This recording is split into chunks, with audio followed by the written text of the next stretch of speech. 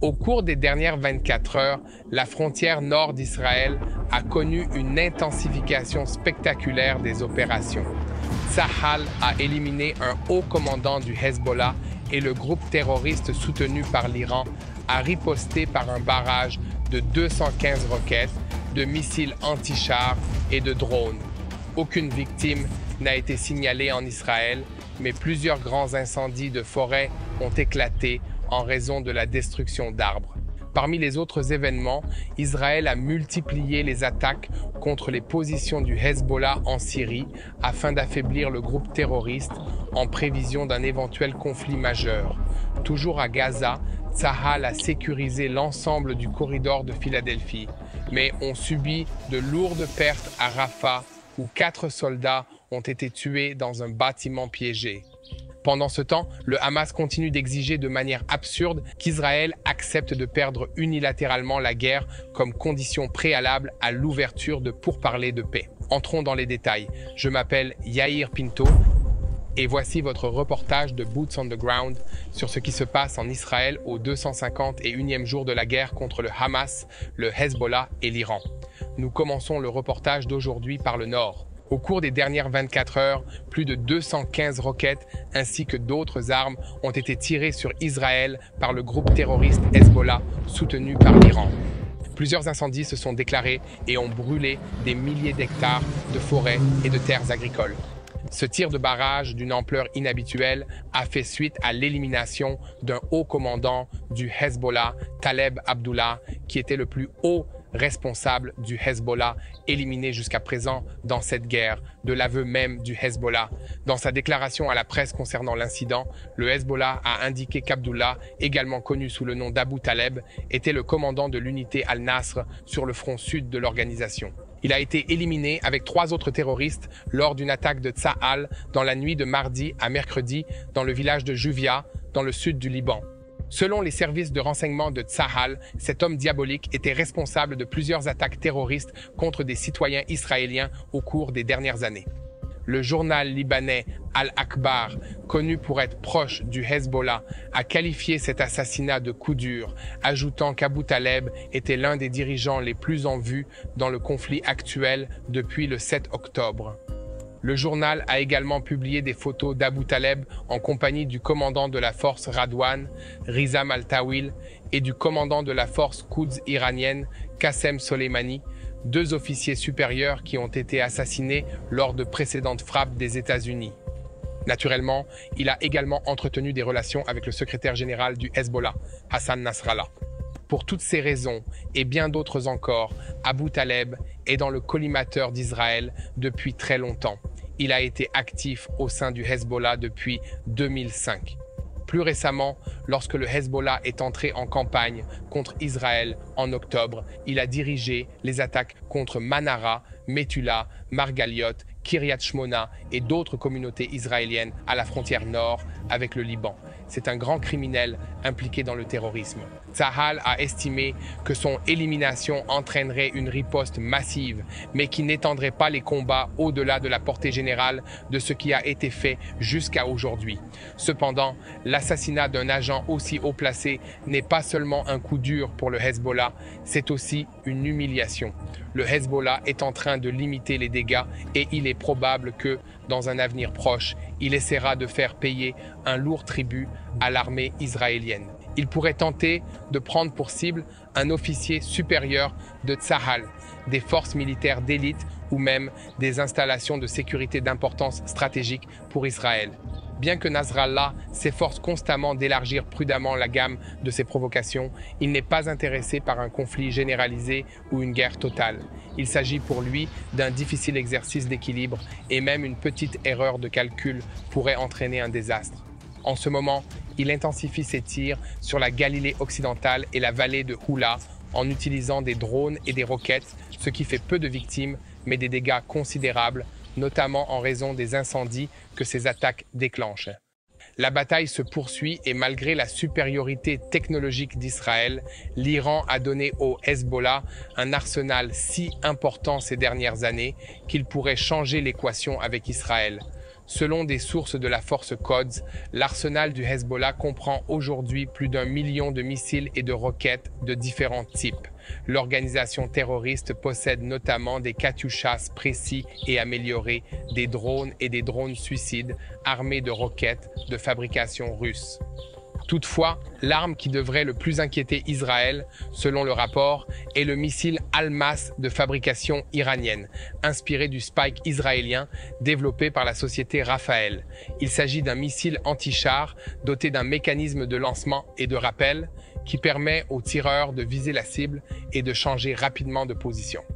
Selon les estimations de Tsahal, si une guerre totale éclate avec Israël, le Hezbollah pourra lancer en moyenne 3000 armes sur le territoire israélien chaque jour pendant au moins 10 jours.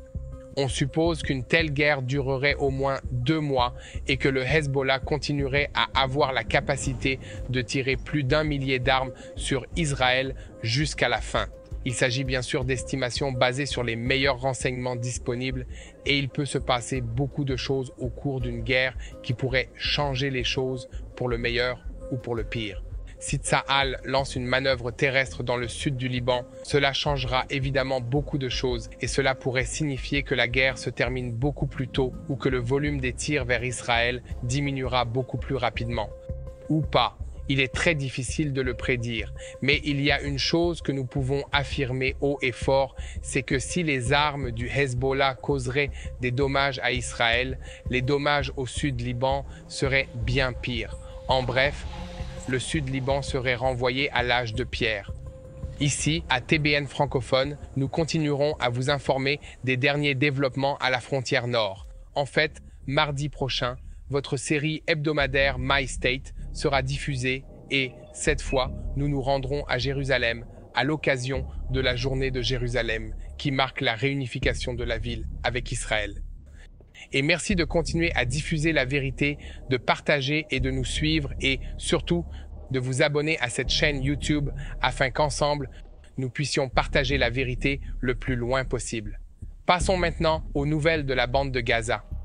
Il semble que le projet grandiose de l'administration américaine ait échoué à aider les civils de Gaza. Alors que le monde et la Cour pénale internationale de La Haye accusent Israël d'affamer la bande de Gaza, une enquête du Wall Street Journal révèle les lacunes constatées dans la mise en place du port flottant à proximité de la ville de Gaza. Ces défauts ont empêché le transfert de tonnes d'aide humanitaire dans la bande de Gaza. Comme vous vous en souvenez peut-être, un quai flottant dont la construction a coûté environ 320 millions de dollars a été mis en place dans le contexte de l'avancée de Tsahal à Rafah et de la fermeture des 2 postes frontières du Sud qui fournissaient la majeure partie de l'aide à la bande de Gaza. Le corridor maritime entre Chypre et Gaza et le largage de l'aide par voie aérienne devaient compléter les expéditions terrestres, moins coûteuses et plus efficaces.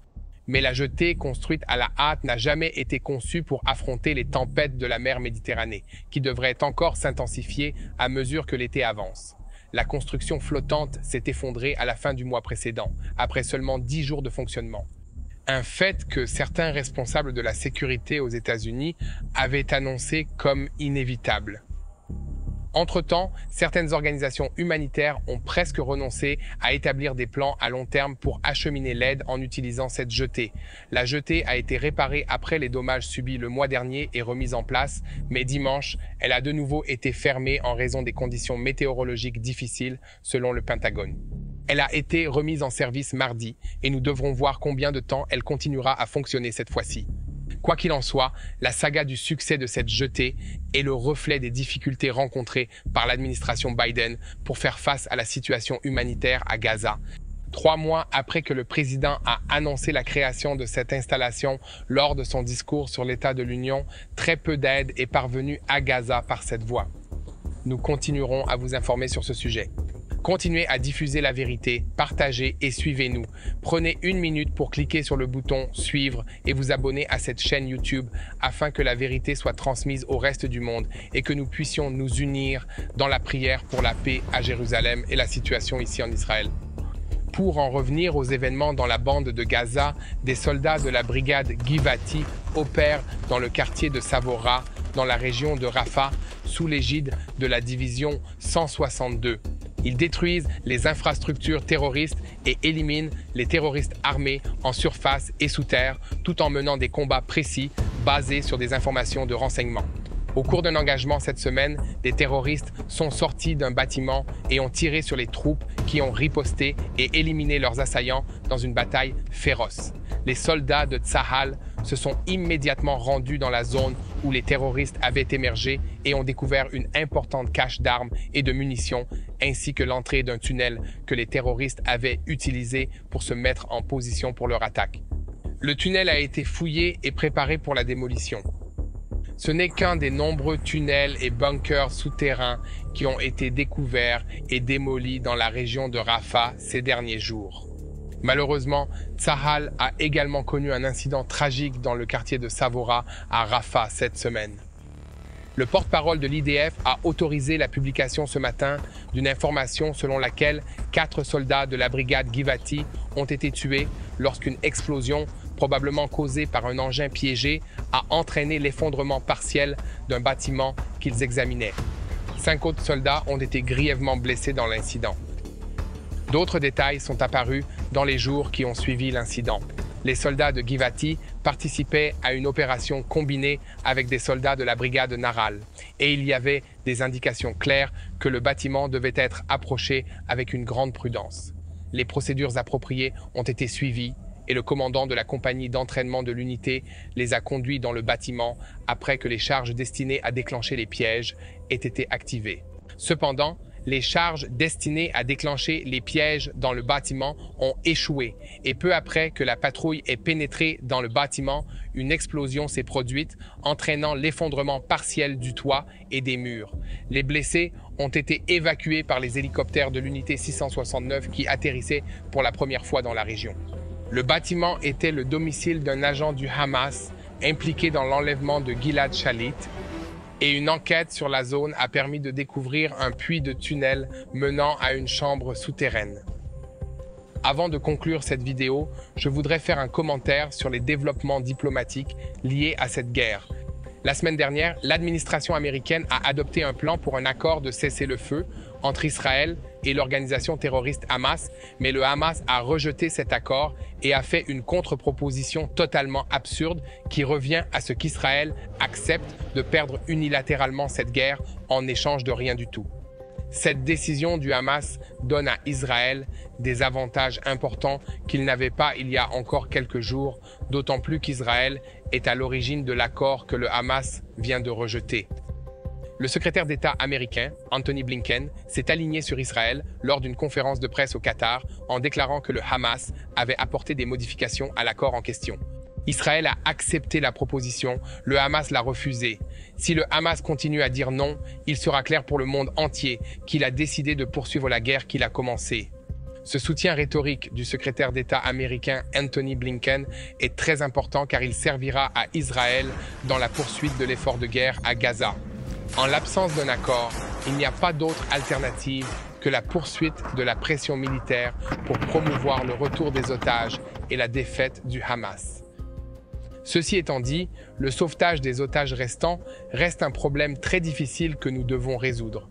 Tsahal estime que l'opération à Rafah sera achevée d'ici 2 à 3 semaines, au terme desquelles la deuxième phase de la guerre à Gaza prendra également fin. Après cela, les FDI passeront à des raids de portée et de fréquence variables dans la bande de Gaza. Ici, à TBN francophone, nous continuerons à vous tenir au courant des développements à venir, alors continuez à répandre la vérité avec nous. Si vous voulez voir plus de vidéos comme celle-ci en provenance d'Israël, envisagez de faire un don financier à tbnfr.org ou cliquez sur le lien don dans la description de cette vidéo.